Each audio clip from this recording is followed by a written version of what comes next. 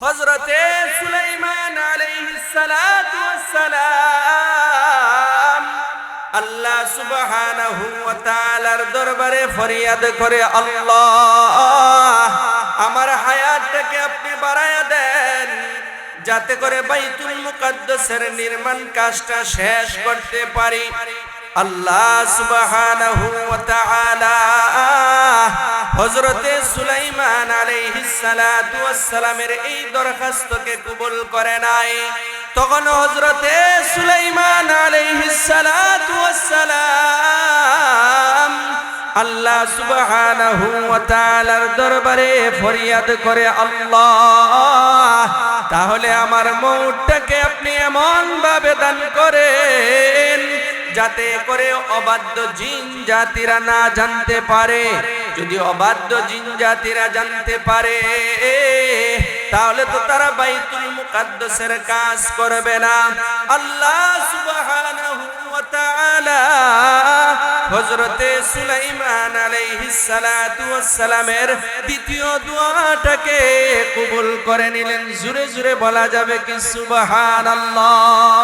মুহতারাম হাজিরিন, আমরা সকলেই জানি এই দুনিয়া হইল ক্ষণস্থায়ী, আখিরাত হইল চিরস্থায়ী। এই দুনিয়া একদিন ধ্বংস হয়ে যাবে, আসমান বিদীর্ণ হয়ে যাবে, জমিন চূর্ণ বিচূর্ণ হয়ে যাবে, পাহাড় ধুলারে উড়তে থাকবে, মানব দানব সব কিছুই ধ্বংস হয়ে যাবে। যখন সব কিছু ধ্বংস হয়ে যাবে, দুররে মানসুর নামক কিতাবের মধ্যে উল্লেখ করা হয়েছে ওই সময় 4 জন ফেরেশতা বাকি থাকবে। হযরতে জিবরিল আলাইহিস সালাতু ওয়াস সালাম, হযরতে মিকাঈল আলাইহিস সালাতু ওয়াস সালাম, হযরতে ইসরাফিল আলাইহিস সালাতু ওয়াস সালাম, মালাকুল মউত ফেরেশতা আজরাইল আলাইহিস সালাতু ওয়াস সালাম। আল্লাহ সুবহানাহু ওয়া তাআলা মালাকুল মউত ফেরেশতা আজরাইল আলাইহিস সালাতু ওয়াস সালাম কে বলবে, এখন আর কে কে বাকি আছে? মালাকুল মউত ফেরেশতা আজরাইল আলাইহিস সালাতু ওয়াস সালাম বলবে, আল্লাহ এখন তো জিবরিল আলাইহিস সালাতু ওয়াস সালাম বাকি আছে, মিকাঈল আলাইহিস সালাতু ওয়াস সালাম বাকি আছে, ইসরাফিল আলাইহিস সালাতু ওয়াস সালাম বাকি আছে এবং আমি বাকি আছি। আল্লাহ তাআলা নির্দেশ দান করবে তাদের জানগুলোকে কবজ করে নাও। আল্লাহ তাআলার নির্দেশ পেয়ে মালাকুল মউত ফেরেশতা আজরাইল আলাইহিস সালাতু ওয়াস সালাম তাদের জানগুলোকে কবজ করে নেয়। তখন আল্লাহ তাআলা মালাকুল মউত ফেরেশতা আজরাইল আলাইহিস সালাতু ওয়াস সালামকে বলবে, এখন আর কে কে বাকি আছে? মালাকুল মউত ফেরেশতা আজরাইল আলাইহিস সালাতু ওয়াস সালাম দুনিয়ার এক প্রান্ত থেকে নিয়ে অপর প্রান্ত পর্যন্ত ঘোরাঘুরি করে দেখবে আল্লাহ তাআলা ছাড়া কেবল মালাকুল মউত ফেরেশতা আজরাইল আলাইহিস সালাতু ওয়াস সালাম বাকি আছে। তখন আল্লাহ তাআলাকে বলবে, আল্লাহ এখন তো আপনি ছাড়া আমি বাকি আছি। আল্লাহ তাআলা বলবে, তুমি তোমার জানটাকেও কবজ করে নাও। আল্লাহ তাআলার নির্দেশ পেয়ে মালাকুল মউত ফেরেশতা আজরাইল আলাইহিস সালাতু ওয়াস সালাম উনার জানটাকে কবজ করে নেবে। ওই সময় উনি এমন জোরে চিৎকার দিবে, তখনকার সময় যদি অন্যান্য মাখলুকাত জীবিত থাকতো, মালাকুল মউত ফেরেশতা আজরাইল আলাইহিস সালাতু ওয়াস সালামের চিৎকারের আওয়াজে সকলে কলিজা পেটে মৃত্যুবরণ করত। জোরে জোরে বলা যাবে কি আল্লাহু আকবার। আরো জোরে আওয়াজ করে বলেন আল্লাহু আকবার। মুহতারাম হাজিরিন, ওই মউত আমাদের সামনে আছে না নাই? আরো জোরে বলেন। তাহলে বোঝা গেল মৃত্যুর সময় যন্ত্রণা আছে, মৃত্যুর সময় একটা যন্ত্রণা আছে। আল্লাহ তাআলা কালামে পাকের মধ্যে বলেন, ওয়াজাআস সাকরাতুল মাউত বিল হক, মৃত্যুর যন্ত্রণা সত্যি আসবে। তাহলে আমাদের সকলের সামনে মউত আছে না নাই? সবাই আওয়াজ করে বলতে হবে, মউত আছে না নাই? আমাদের সকলের সামনেই মউত আছে। মউত দেখে যদি আমরা বাঁচতেও চাই তারপরও বাঁচতে পারবো? আল্লাহ তাআলা কালামে পাকের সূরা জুমার 8 নম্বর আয়াতের মধ্যে বলেন, কুল ইন্নাল মাউতাল্লাযী তাফিরুন تنتقمون منه فإنه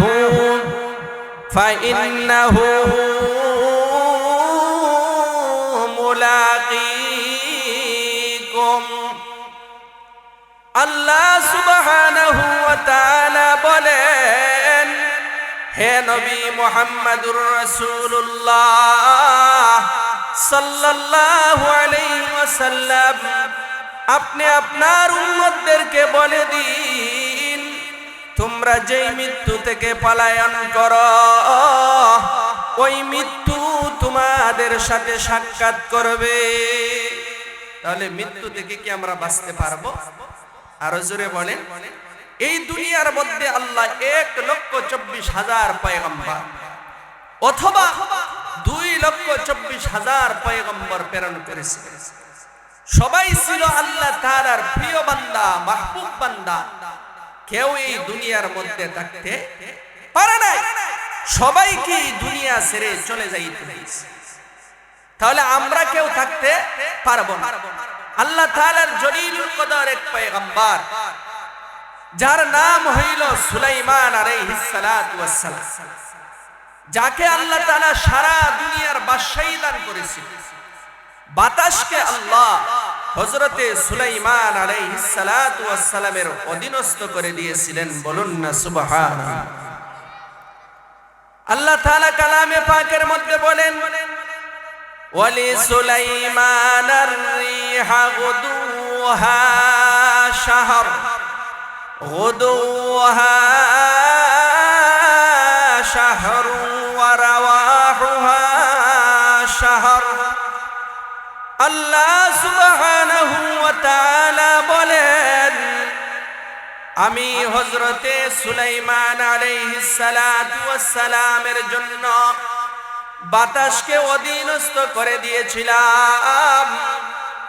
হযরতে সুলাইমান আলাইহিস সালাতু ওয়াস সালাম বাতাসের সাহায্যে সকাল থেকে দুপুর পর্যন্ত 1 মাসের রাস্তা এবং দুপুর থেকে সন্ধ্যা পর্যন্ত আরো 1 মাসের রাস্তা সফর করতে পারতেন। জোরে জোরে বলা যাবে কি সুবহানাল্লাহ? ও মুমিন মুসলমান, হযরতে সুলাইমান আলাইহিস সালাতু ওয়াস সালামের পিতা ছিলেন দাউদ আলাইহিস সালাতু ওয়াস সালাম। হযরতে দাউদ আলাইহিস সালাতু ওয়াস সালাম বাইতুল মুকাদ্দাসের নির্মাণ কাজ শুরু করলেন, এখনো শেষ করতে পারে নাই। হযরতে দাউদ আলাইহিস সালাতু ওয়াস সালামের ইন্তেকাল হয়ে যায়। এরপরে হযরতে সুলাইমান আলাইহিস সালাতু ওয়াস সালাম বাইতুল মুকাদ্দাসের কাজ শুরু করলেন, এখনো শেষ করতে পারে নাই। হযরতে সুলাইমান আলাইহিস সালাতু ওয়াস সালামের মৃত্যুর সময় চলে আসলো। হযরতে সুলাইমান আলাইহিস সালাতু ওয়াস সালাম আল্লাহ সুবহানাহু ওয়া তাআলার দরবারে ফরিয়াদ করে, আল্লাহ আমার হায়াতটাকে আপনি বাড়ায়া দেন, যাতে করে বাইতুল মুকাদ্দাসের নির্মাণ কাজটা শেষ করতে পারি।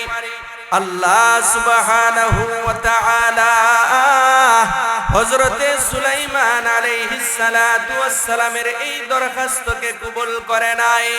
তখন হযরতে সুলাইমান আলাইহিস সালাতু ওয়াস সালাম আল্লাহ সুবহানাহু ওয়া তাআলার দরবারে ফরিয়াদ করে, আল্লাহ তাহলে আমার মউতটাকে আপনি এমন ভাবে দান করেন যাতে করে অবাধ্য জিন জাতিরা না জানতে পারে।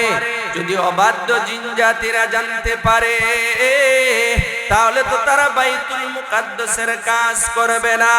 আল্লাহ সুবহানাহু ওয়া তাআলা হযরতে সুলাইমান আলাইহিস সালাতু ওয়াস সালামের দ্বিতীয় দোয়াটাকে কবুল করে নিলেন। জোরে জোরে বলা যাবে কি সুবহানাল্লাহ?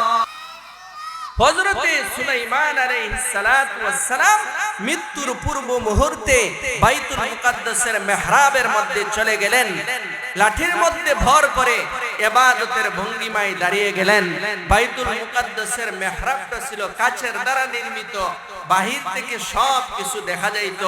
অবাধ্য জিন জাতিরা মনে করলো হযরতে সুলাইমান আলাইহিস সালাতু ওয়াস সালাম তো ইবাদত বন্দি করতেছে, এই কারণে তারা দিনের বেলায়ও কাজ করে, রাতের বেলায়ও কাজ করে। এরকম কাজ করতে করতে যখন 1 বছর পূর্ণ হয়ে গেল, বাইতুল মুকাদ্দাসের নির্মাণ কাজও পরিপূর্ণ হয়ে গেল। জোরে জোরে বলা যাবে কি সুবহানাল্লাহ। হযরতে সুলাইমান আলাইহিস সালাতু ওয়াস সালাম যেই লাঠির মধ্যে বর করে দাঁড়িয়েছিলেন, আল্লাহ তাআলা ওই লাঠির মধ্যে একটা উই পোকা ঢুকিয়ে দিয়েছিলেন। ওই উই পোকা আস্তে আস্তে করে লাঠির ভিতরে খেয়ে ফেলছে। লাঠির ভর ভেঙে হযরতে সুলাইমান আলাইহিস সালাতু ওয়াস সালাম জমিনের মধ্যে পড়ে গেল। অবাধ্য জিন জাতিরা একজন আরেকজনকে বলতে লাগলো, হযরতে সুলাইমান আলাইহিস সালাতু ওয়াস সালাম তো ইন্তেকাল করেছে। আচ্ছা বলেন তো দেখি, ওই দিন ইন্তেকাল করছে না আরো 1 বছর আগে? আরো জোরে আওয়াজ করে বলতে হবে, কতদিন আগে? তারা লাঠির অবস্থা দেখে আজকে তো মৃত্যুবরণ করতে পারে না, ওই পোকা তো একদিনে ওই লাঠিকে খাইতে পারে না। তারা হিসাব মিলায়ে দেখলো 1 বছর ওই পোকা ওই লাঠিকে খাইছে। বলুন না সুবহানাল্লাহ। তখন তারা বুঝতে পারলো হযরতে সুলাইমান আলাইহিস সালাতু ওয়াস সালাম তো আজ মৃত্যুবরণ করে নাই, আরো 1 বছর আগে মৃত্যুবরণ করেছে। মুহতারাম হাজিরিন, এই ঘটনা বলার উদ্দেশ্য হইল হযরতে সুলাইমান আলাইহিস সালাতু ওয়াস সালাম আল্লাহ তাআলার কাছে হায়াত চেয়েছিলেন নিজের ঘর নির্মাণ করার জন্য। জোরে আওয়াজ করে বলেন, নিজের দোকান নির্মাণ করার জন্য না আল্লাহর ঘর নির্মাণ করার জন্য? আল্লাহ তাআলা সময় বাড়ায় দিয়েছেন। আর জোরে বলেন। তো আমাদের যখন মৃত্যুর সময় চলে আসবে, আল্লাহ মনে হয় আমাদেরকে সময় বাড়ায় দিবে। কি বলেন আপনারা? না, কাউকে বাড়ায়া আল্লাহ তাআলা বলেন, ফাইদা জাআ আজালুহুম লা ইস্তাখিরুনা সাআতাও ওয়া লা ইস্তাকদিমুন।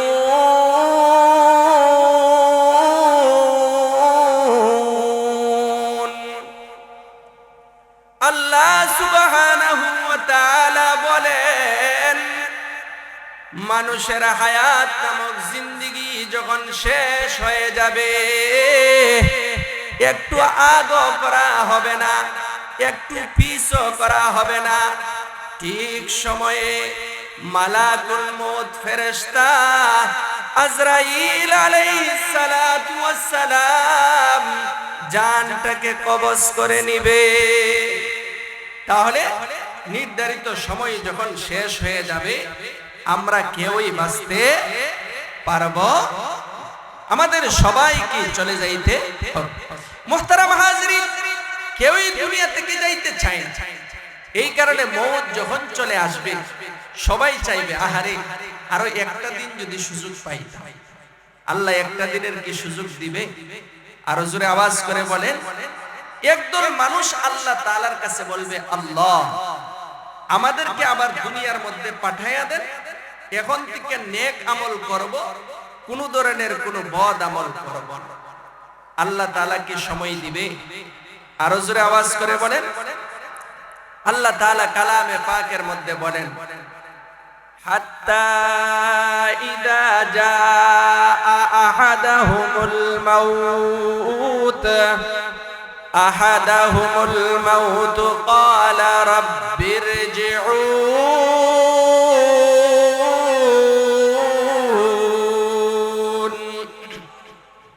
লাআল্লি আ'মালু সালিহান ফীমা তারাকতু কাল্লা। আল্লাহ সুবহানাহু ওয়া তাআলা বলেন, পরিশেষে তাদের কারো মৃত্যু যখন উপস্থিত হয়ে যাবে, তখন তারা বলবে, হে আমার রব, দুনিয়ার যেই জায়গা থেকে আমি এসেছি ওই জায়গার মধ্যে আমাকে ফিরাইয়া দেন, যাতে করে আমি নেক আমল করতে পারি। আল্লাহ সুবহানাহু ওয়া তাআলা বলেন কাল্লা, কখনো নয়। আর কি ফিরাইয়া দিবে? আরেকদল মানুষ আল্লাহ তাআলার কাছে সময় চাইবে, আল্লাহ দুনিয়াতে তো অনেক দ্বন্দ্ব, টাকা পয়সা জমা করছি, মাদ্রাসা থেকে মানুষ আসছিল, মাদ্রাসায় দেই নাই, মসজিদ থেকে আসছিল, এতিম গরিব অসহায় তারা আসছিল, কিন্তু দান খয়রাত করি নাই। আল্লাহ এখন সময় দেন, যা আছে সব দান করে। আল্লাহ কি সময় দিবে?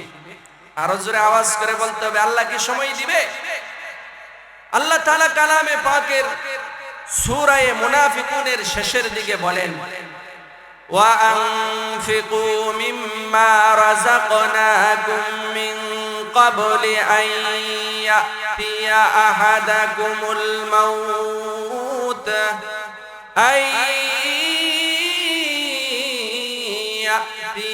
أحدكم الموت فيقول رب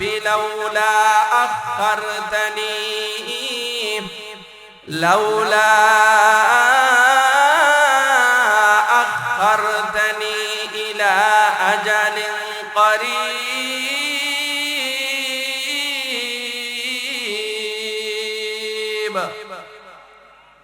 فأصدق وأكن من الصالحين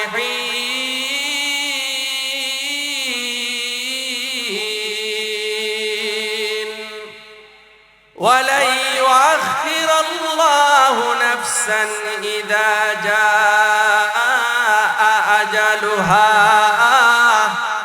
والله خبير بما تعملون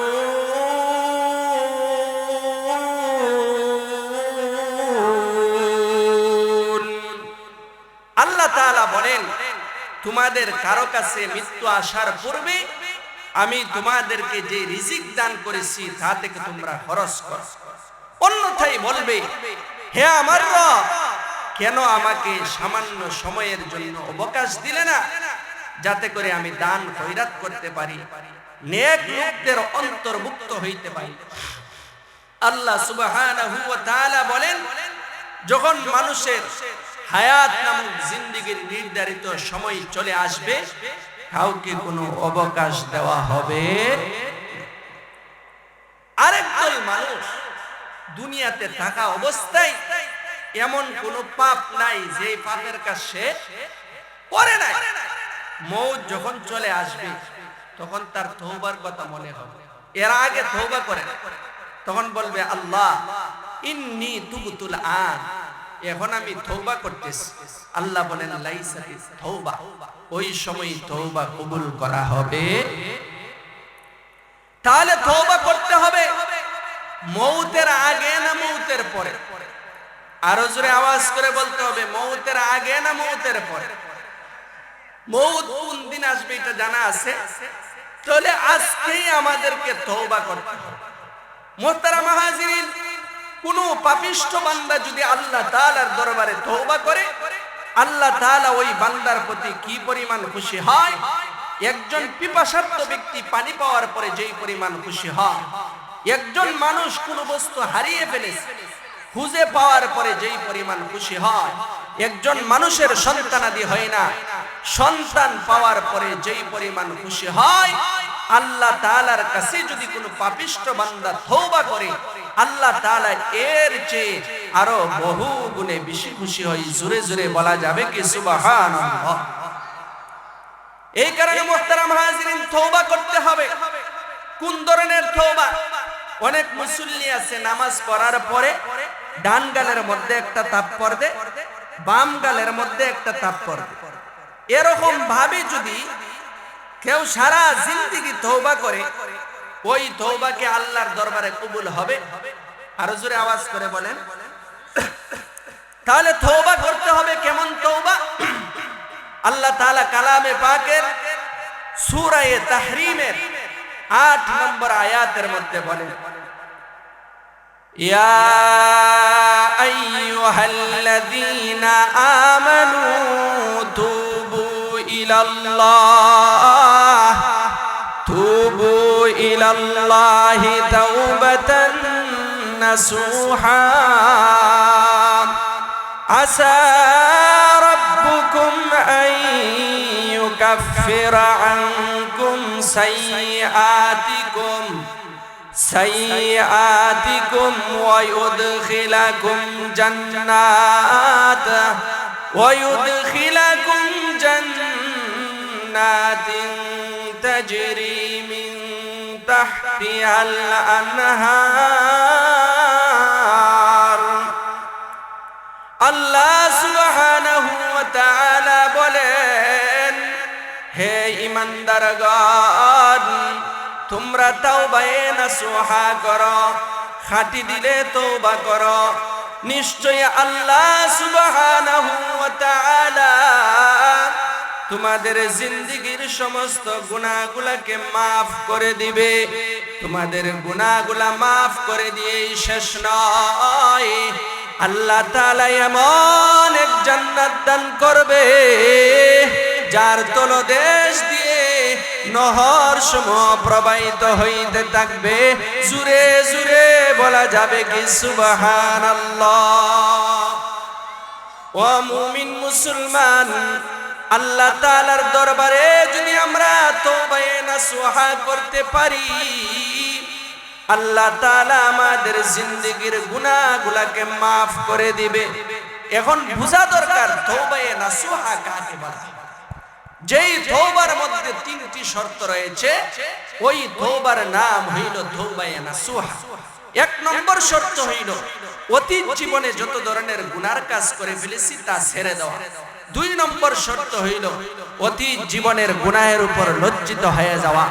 তিন নম্বর শর্ত হইল অতীত জীবনে যত ধরনের গুনার কাজ করেছি ভবিষ্যতে আর ওই ধরনের গুনার কাজ করব না, এর উপর দৃঢ় ইচ্ছা পোষণ করা। এই হইল তিনটা শর্ত। এখন যদি কেউ কোনো বান্দার হক নষ্ট করে থাকে, কেউ কারো মাল অন্যায় ভাবে আত্মসাৎ করছে, কেউ কারো অন্যান্য হক নষ্ট করছে, বান্দার উপর বান্দার হক আছে না নাই? এক মুসলমানের উপর আরেক মুসলমানের হক আছে না নাই? প্রতিবেশীর উপর প্রতিবেশীর হক আছে না নাই? স্বামীর উপর স্ত্রীর হক, স্ত্রীর উপর স্বামীর হক, পিতামাতার উপর সন্তানের হক, সন্তানের উপর পিতামাতার হক আছে না নাই? আরো জোরে আওয়াজ করে বলেন। কেউ যদি কোনো বান্দার হক নষ্ট করে, প্রথমে তার কাছ থেকে মাফ নিতে হবে। এরপরে এই তিন শর্ত সাপেক্ষে যদি আল্লাহর কাছে মাফ চাওয়া হয়, আল্লাহ মাফ দিবে। যদি বান্দা মাফ না দেয়, তিন শর্ত সাপেক্ষে যদি আল্লাহর কাছে মাফ চাওয়া হয়, আল্লাহ তাআলা মাফ দিবে না। এই কারণে মুহতারাম হাজিরিন, তওবা করতে হবে, তওবায়ে নাসুহা। যদি তওবায়ে নাসুহা করতে পারি, আল্লাহর রাসূল সাল্লাল্লাহু আলাইহি ওয়াসাল্লাম এক হাদিসের মধ্যে বলেন, আত-তাইবু মিনাদ-যামবি কামাল্লা যামবা লাহু। নবী মুহাম্মদুর রাসূলুল্লাহ সাল্লাল্লাহু আলাইহি ওয়াসাল্লাম বলেন, পাপ থেকে তওবাকারী ব্যক্তি এরকম যেমন তার কোনো গুনাহ নাই। বলুন না সুবহানাল্লাহ। ও মুমিন মুসলমান, মিশকাত শরীফের আরবি ব্যাখ্যা গ্রন্থ মিরকাতের মধ্যে মোল্লা আলী কারি রহমাতুল্লাহি আলাইহি একটা ঘটনা বর্ণনা করেছেন। এক ধনাঢ্য পরিবারের যুবক মদ পান করে বেহুশ হয়ে রাস্তার মধ্যে পড়ে আছে। তার মুখের মধ্যে মাছি বনবন করতেছে। ইব্রাহিম ইবনে আদহাম রাহমাতুল্লাহি আলাইহি এই দৃশ্যটা দেখার পর উনার অন্তরের মধ্যে আঘাত লাগলো। একজন আল্লাহ তাআলার বান্দা যেই জবান দিয়ে সে আল্লাহ তাআলার নাম উচ্চারণ করেছে, ওই জবান দিয়ে সে আবার কিভাবে মদ পান করে। ইব্রাহিম ইবনে আদহাম রাহমাতুল্লাহি আলাইহি ছিলেন আল্লাহ তাআলার একজন ওলি। আল্লাহ তাআলার ওলি যারা হয় তাদের দিলের মধ্যে উম্মতের প্রতি মায়া আর মোহাব্বত থাকে বেশি। ও মুমিন মুসলমান, ইব্রাহিম ইবনে আদহাম রাহমাতুল্লাহি আলাইহির দিলের মধ্যে আবার মোহাব্বত সৃষ্টি হয়ে গেল। ইব্রাহিম ইবনে আদহাম রাহমাতুল্লাহি আলাইহি একটা বালতির মধ্যে পানি নিয়ে ওই যুবকের বমিগুলা পরিষ্কার করতেছে। আর আল্লাহ সুবহানাহু ওয়া তাআলার দরবারে বলে, আল্লাহ, ওই যুবকটা যদিও মদ পান করার মধ্যে লিপ্ত হয়ে গেছে, গুনাহের কাজের মধ্যে লিপ্ত হয়ে গেছে, তারপর তো আপনার বান্দা মনে করে আমি ইব্রাহিম ইবনে আদহাম তার কিছু খেদমত করতেছি। ইব্রাহিম ইবনে আদহাম রাহমাতুল্লাহি আলাইহি ভূমিগুলা পরিষ্কার করতেছে। পানির ছিটা যখন যুবকের মুখের মধ্যে গিয়ে লাগলো, যুবক বেহুশ অবস্থা থেকে হুশ ফিরে আসলো। যুবক ইব্রাহিম ইবনে আদহাম রাহমাতুল্লাহি আলাইহিকে দেখার পরে বলে, ও বলকের রাজত্ব বিসর্জনকারী বাদশাহ, আপনি আমার কাছে কিভাবে আসলেন? ইব্রাহিম ইবনে আদহাম রাহমাতুল্লাহি আলাইহি ওই যুবককে পুরাটা ঘটনা শুনাইলেন। ওই যুবক ইব্রাহিম ইবনে আদহাম রাহমাতুল্লাহি আলাইহির কথা শোনার পরে বলে, ও ইব্রাহিম ইবনে আদহাম, এতদিন তো আমি মনে করতাম আল্লাহ তাআলার ওলি যারা হয় তারা বুঝি আমাদেরকে সবচেয়ে বেশি ঘৃণা করে।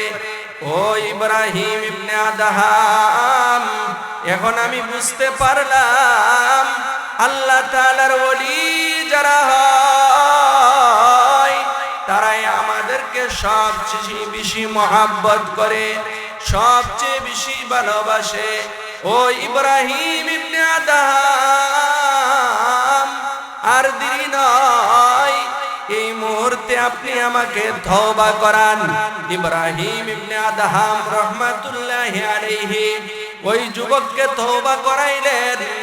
ওই মুহূর্তে ইব্রাহিম ইবনে আদহাম রাহমাতুল্লাহি আলাইহি এর কাশফ হয়ে যায়।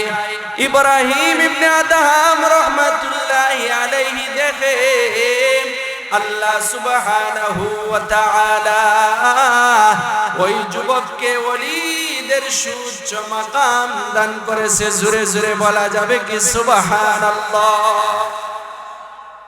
ইব্রাহিম ইবনে আদহাম রাহমাতুল্লাহি আলাইহি চিন্তার মধ্যে পড়ে গেলেন। ওই যুবকটা এখনো নামাজ পড়ে নাই, এখনো জিকির আজগার করে নাই, এখনো কুরআনুল কারীম তেলাওয়াত করে নাই। সে কিভাবে ওলিদের সুউচ্চ মাকামের মধ্যে পৌঁছে গেল? ওই দিন রাতে ইব্রাহিম ইবনে আদহাম রাহমাতুল্লাহি আলাইহি আল্লাহ সুবহানাহু ওয়া তাআলার সাথে দিদার হয়ে যায়।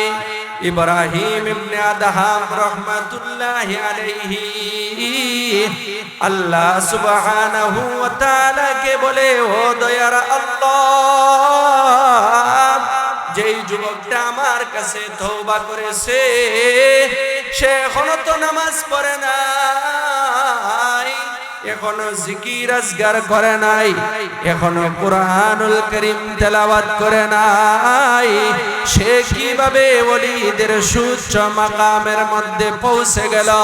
আল্লাহ সুবহানাহু ওয়া তাআলা জবাব দেয়, আত-তাইবু হাবিবুল্লাহ,